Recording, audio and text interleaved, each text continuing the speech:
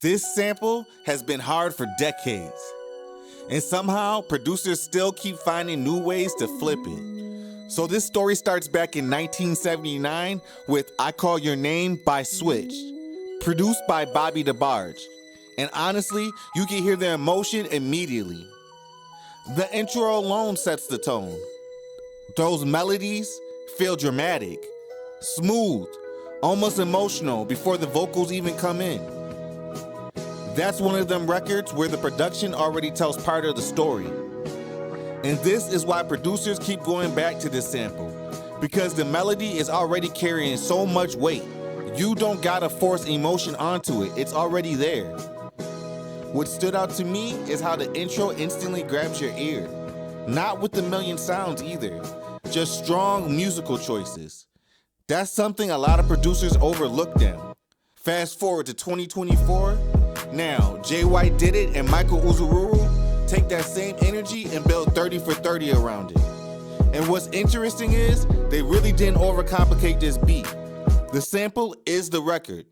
You got the chops, the drums, the 808, and space. That's it. Jay White has talked before about wanting simple records to hit the loudest. And honestly, this beat is a perfect example of that philosophy.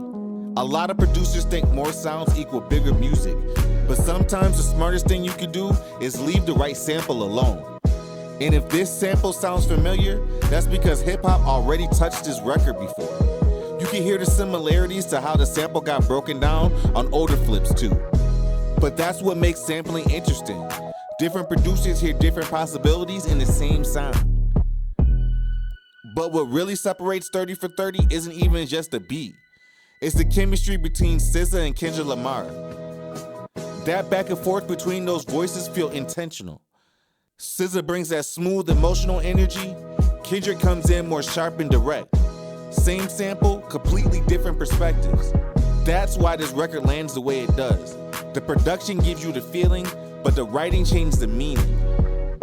And honestly, I think this record is proof producers shouldn't be scared to revisit samples.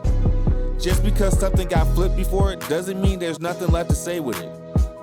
We're in an era now where producers keep experimenting, and that's what keeps hip-hop moving forward. So now when you hear 30 for 30, you're not just hearing a sample flip.